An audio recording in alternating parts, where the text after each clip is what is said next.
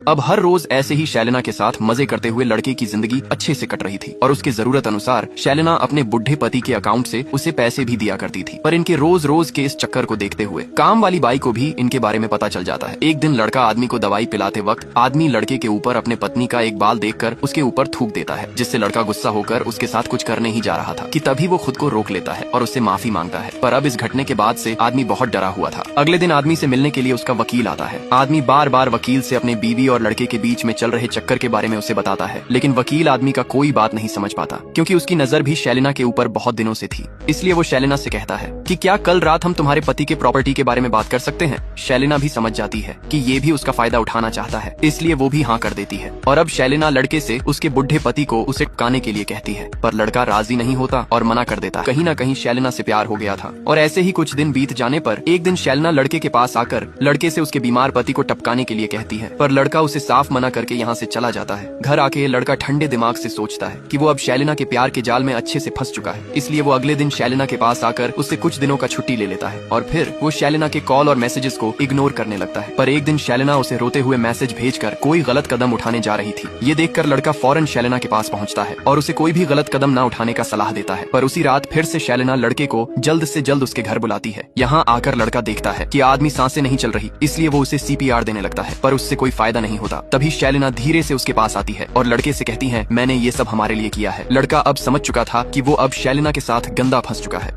अब शैलिना उसे फोन करने पर लड़का साफ कह देता कि वो इस मैटर में नहीं पड़ने वाला। पर थोड़ी ही देर में लड़के के पास पुलिस वाले का फोन आता है। अब लड़का समझ चुका था कि शैलिना के बुढ़े पति के मरने के बाद वो अब शैलिना के साथ गंदा फंस चुका है, इसलिए वो अब शैलिना से दूर रहने का कोशिश करता है। पर शैलिना के कॉल करने पर लड़का अब उसे साफ मना कर देता है कि वो अब इस झमेले में नहीं पड़ने वाला। लेकिन थोड़ी ही देर में नहाते वक्त लड़के के पास पुलिस वाले का फोन आता है, इसीलिए लड़का फौरन शैलिना के घर आता है, जहाँ पर पहले से ही पुलिस वाले आकर शैलिना के साथ पूछताछ कर रहे थे। ये देखते ही लड़का घबरा जाता है और अगले दिन वह कहीं इस झमेले में फंस न जाए। इस डर से वो शैलिना के दिए हुए एडवांस को लाकर उसे देकर यहाँ से जाने लगता है। पर शैलिना भी कुछ कम नहीं थी। वो लड़के का हाथ पकड़कर उससे कहती है कि वो बस उसके साथ रहे और उसे कुछ नहीं होगा, लेकिन लड़का नहीं मानता और वो जाने लगता है। उसे जाता देख उसने लड़के के पास कुछ मैसेज और वीडियो भेजा, जिसे देखकर लड़के के होश उड़ गए, क्योंकि लड़के ने जो पिछले हफ्ते उसके पति के साथ किया था। बड़ी ही होशियारी से शैलिना ने उसका वीडियो निकाल लिया था, इसलिए लड़के को वापस से फिर से शैलिना के पास आना पड़ता है। पर इस बार लड़का उससे डरता नहीं बल्कि उसका गला ही दबाने लगता है, इसलिए लड़के को फिर से वापस शैलिना के पास आना पड़ता है। लेकिन इस बार लड़का शैलिना से डरता नहीं बल्कि उसका गला ही दबाने लगता है। तभी शैलिना उससे कहती है, मुझे मार कर तुम बच नहीं जाओगे। ये सुनते ही लड़का उसे छोड़ देता है। फिर शैलिना लड़के से कहती है कि बस कल के दिन सब ठीक हो जाएगा और हम बच जाएंगे। अगले दिन शैलिना उसी वकील के पास आती है जिसकी नजर पहले